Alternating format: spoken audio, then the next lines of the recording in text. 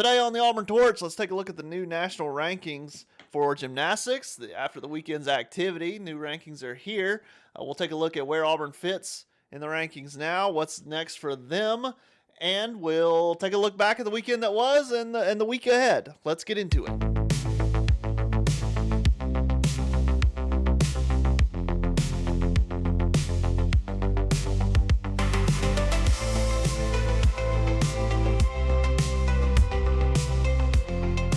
So I got out of the shower this morning, absent-mindedly put my ring on my middle finger and went past the knuckle, which is the first time that's happened. And I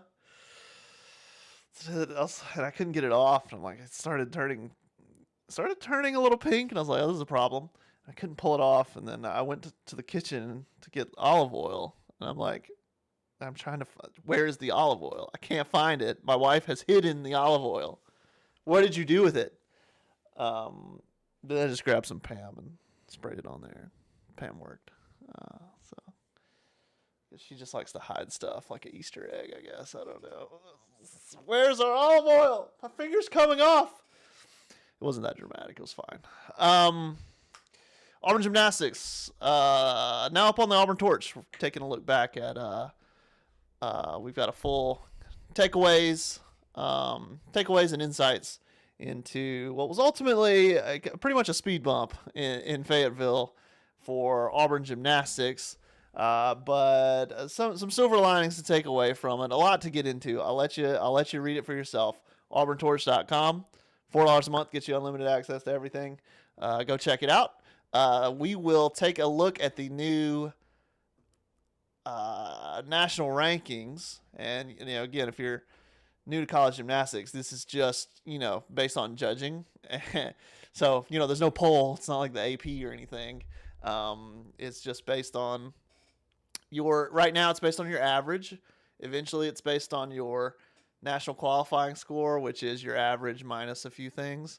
We'll get into that later, not important right now. A version of your average, the NQS, a version of what you score in meets, is how you are seeded nationally in the postseason tournament. So Auburn has tumbled on out of the top 10, which you might expect after a pretty low score. You can be honest about it. In Arkansas, Auburn's now down to 11. I was curious if Florida would still be number 1 because they didn't score quite up to their potential in their meet against. I watched the end of it. I don't remember. Alabama. It was Alabama because it was Georgia and LSU, and then Missouri. I can't remember who Missouri and OU. Yeah, they're all up here here in the top 10. For our audio listeners, here's the new top 10. Florida number 1, Oklahoma number 2. No surprises there. Alabama number 3. So again, you're seeing, the intricacies of gymnastics. Here's Alabama. They just lost to Florida, moved up from number 4 to number 3 because head-to-head doesn't matter. It just matters what you score. All right, doing it again. Top 10. Number 1, Florida. Number 2, Oklahoma. Number 3, Alabama. Number 4, LSU. Number 5, Georgia. Also number 5, UCLA. They're in a tie. Number 7, Missouri. Number 8, Arkansas. Arkansas moved up from 10 to 8. Number 9, Stanford. Number 10, Michigan. And number 11, respectable 11, your Auburn Tigers. I was curious to see if Florida would stay number 1 because they scored pretty well. I guess we can see. 197.425. They really had the potential for that to be. I mean, even on the last routine, I watched the end of it, and Sky Blakely had a chance to shut the door and then went out of bounds and made it dramatic. But if she stays in bounds, that's more of a 197.525, right? Or even higher. So they had scoring potential left to give. But this is a little bit, again, for last night's meet, I want you to take a look at auburntorch.com. Take a look at the article. Let me know what you think. But I do say at the very end, just looking at what's ahead, I do kind of I try to point out that sometimes in gymnastics it is good to swim in a fast pool. I don't know if this is the right timing really for Auburn to have Florida. You might want this, in February maybe. But you've got it, so you've got a chance. Sometimes it's nice to you just kind of swim in a fast pool, and when the energy in that arena is swelling, that might can affect the judges a little bit, but more than that, I think it's okay if subconsciously these judges are thinking, okay, the way Florida does it is the right way. The way Oklahoma does it is the right way. These are the best teams. This is the right way to do Yurchenko 1.5. This is the right way to do whatever maneuver, right?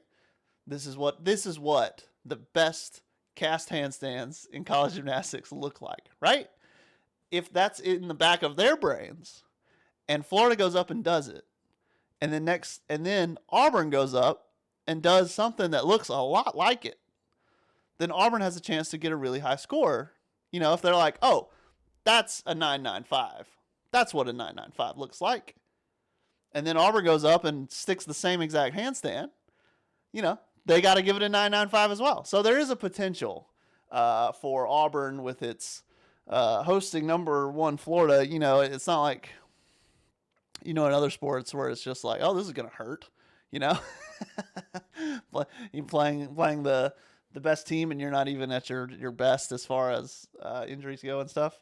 But in this case, in the case of gymnastics, there is an opportunity to, and maybe again, like I said, maybe you'd rather be doing this. The most convenient time might be a little bit later in the season when you're more at your peak. Auburn's still playing with lineups. Auburn's still just figuring some stuff out.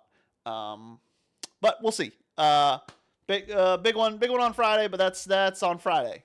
And plus the short turnaround, right? You might want it a week's rest for Florida, but that's okay.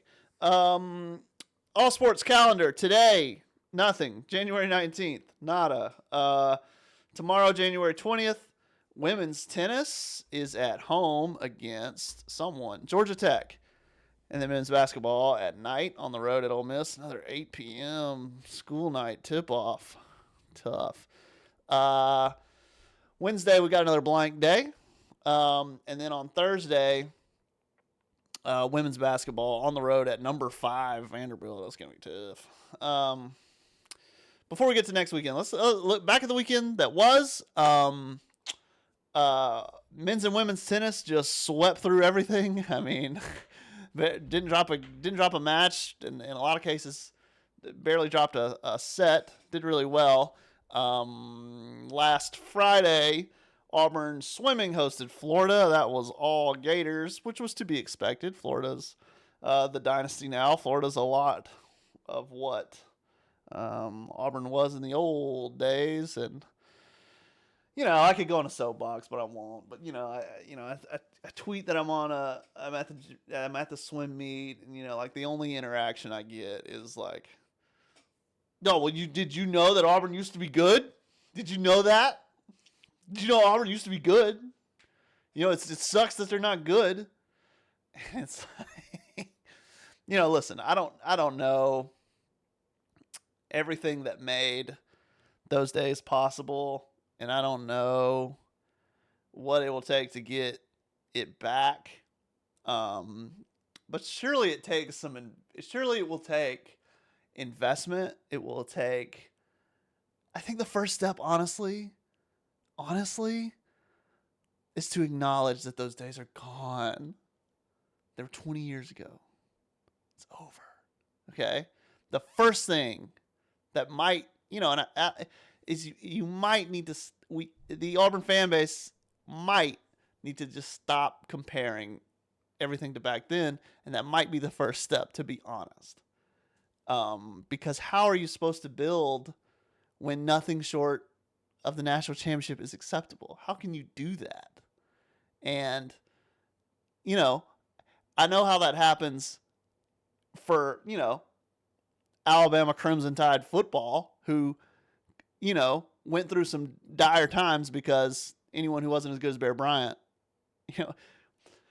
by some miracle, they ended up getting the other Bear Bryant, which is which I don't have to tell you guys about. It's tortured you guys long enough. But that came with unlimited resources. You know what I mean? That was unusual. That was atypical. That happened with them throwing thousands and millions of dollars at the problem. And that is not happening for Auburn swimming, right?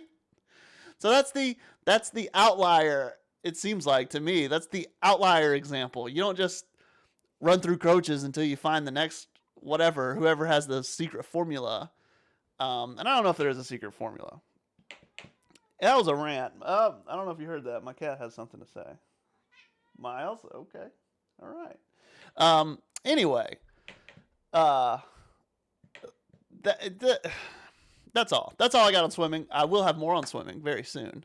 On the Auburn Torch. So stay tuned for that. We've got a few things in the pipe, a few things in the works that I think you guys will like this week.